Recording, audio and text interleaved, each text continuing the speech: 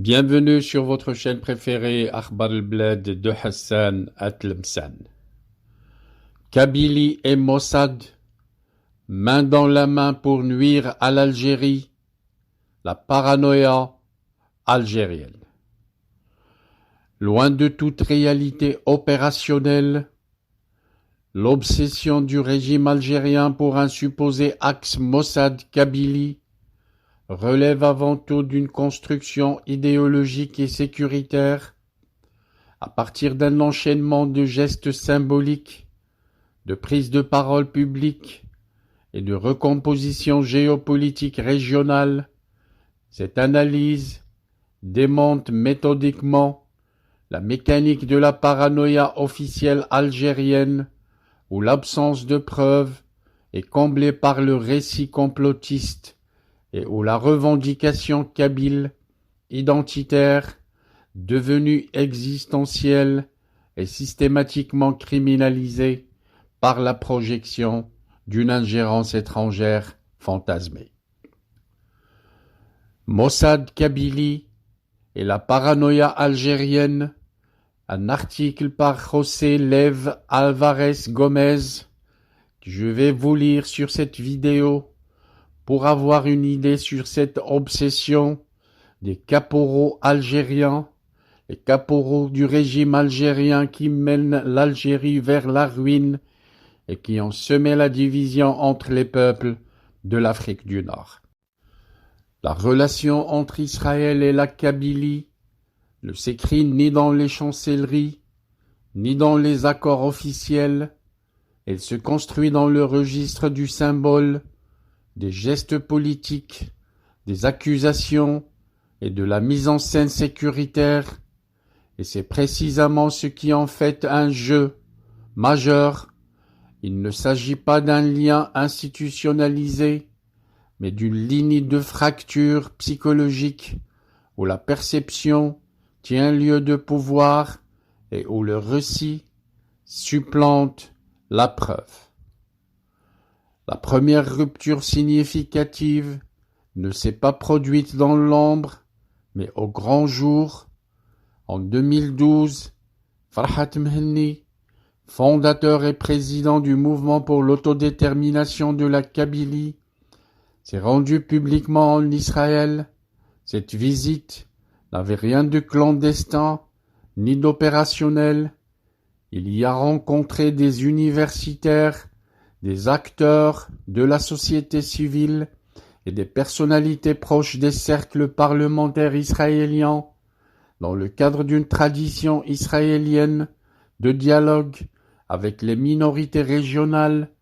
Mhenni a clairement présenté ce déplacement comme un échange entre minorités, mettant en parallèle les trajectoires amazighes et juives, survie linguistique, absence d'État, résistance à l'uniformisation imposée par les nationalismes arabes postcoloniaux.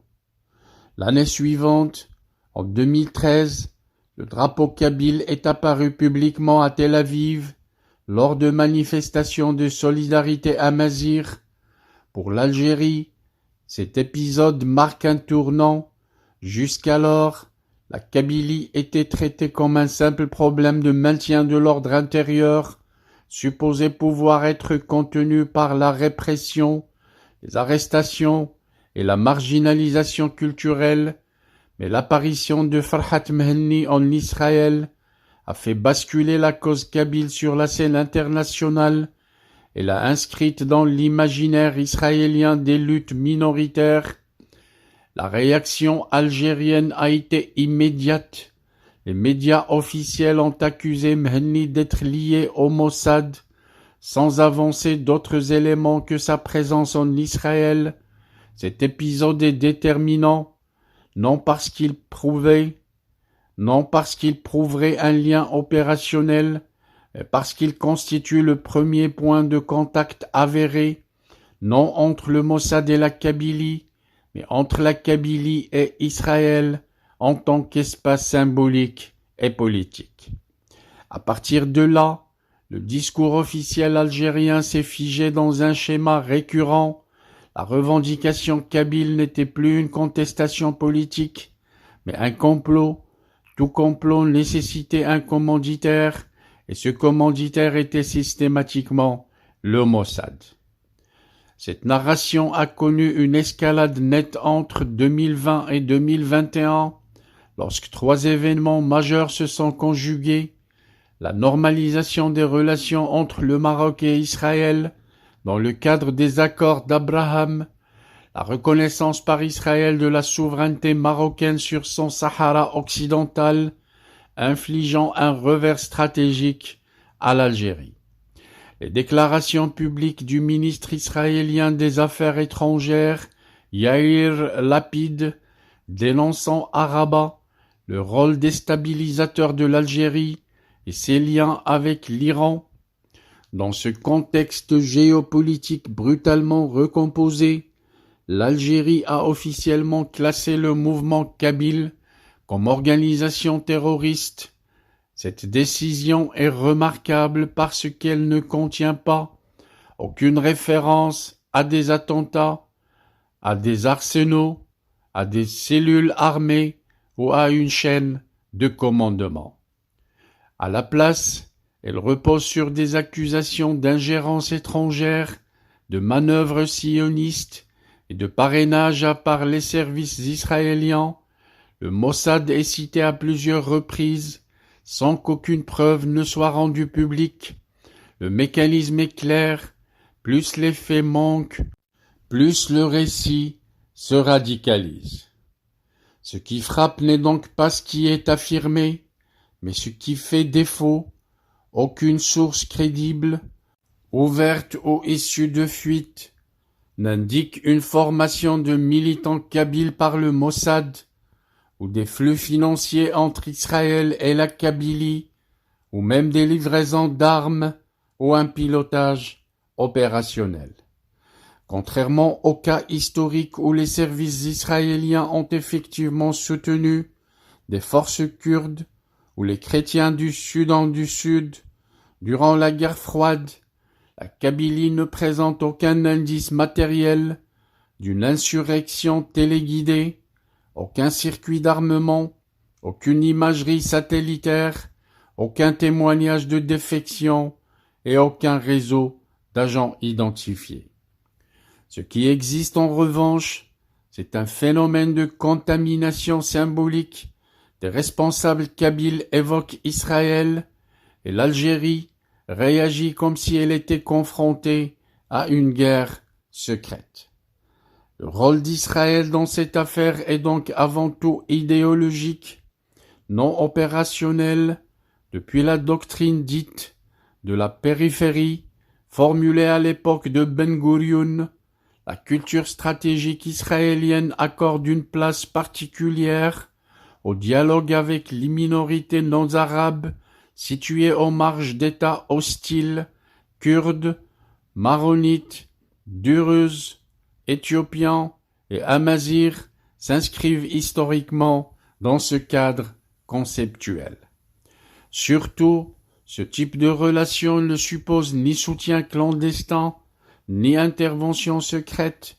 La simple reconnaissance suffit à ébranler des régimes dont la légitimité repose sur une homogénéité culturelle imposée. Ainsi, lorsque des responsables israéliens évoquent, même de façon rhétorique, l'identité amazigh ou les droits des minorités, l'Algérie l'interprète à travers un prisme sécuritaire hérité de la guerre froide. Il en résulte une véritable hallucination géopolitique. Israël devient omniprésent parce que le régime refuse d'admettre ses propres fractures internes. Dans ce contexte, la Kabylie agit comme un miroir, non comme un instrument. La lutte est antérieure à la création même de l'État d'Israël, le printemps berbère de 80, le printemps noir de 2001 et des décennies de répression linguistique se sont déroulées sans la moindre implication israélienne. Par ailleurs, les revendications amazighs se déploie souvent dans des pays n'entretenant aucun lien avec Israël. Dès lors, invoquer le Mossad répond à un objectif politique précis, transformer une revendication historique en accusation de trahison. Si cette thèse perdure, ce n'est pas parce qu'elle repose sur des faits, mais parce qu'elle est politiquement rentable. Au vu des éléments disponibles, il ne s'agit donc pas d'un Mossad manipulant la Kabylie, mais du récit d'un régime idéologiquement fragile pour lequel un drapeau à Tel Aviv ou un discours sur l'identité amazigh suffisent pour déclencher des qualifications terroristes et des fantasmes sécuritaires. Du point de vue du renseignement, il ne s'agit pas d'une infiltration, mais d'une projection, et sur le plan géopolitique, la véritable menace que représente la Kabylie pour l'Algérie n'est pas un soutien extérieur imaginaire, mais quelque chose de bien plus déstabilisant, la démonstration qu'une identité peut survivre à la répression et que lorsqu'un symbole s'inscrit dans l'espace international, il ne peut plus être effacé. Our hearts beat to the city streets. We began to feel the fire. We rise like tall buildings as the chemicals, they take us higher. The night's young, it has just begun as she puts her hand in mine. We wanna chase the night, wanna dance to the light, pull stars from the sky, just two hearts running wild. Never sleep, never stop, as we shout from the top. We're gonna be two hearts running wild.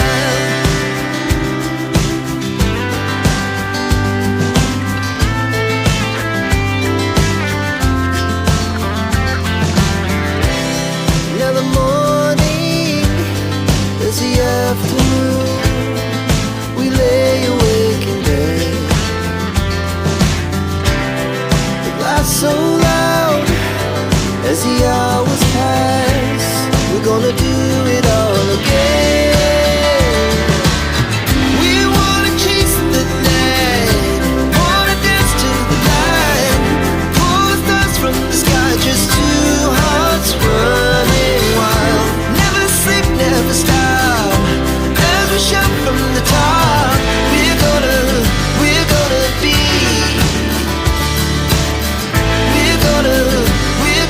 be two hearts running wild.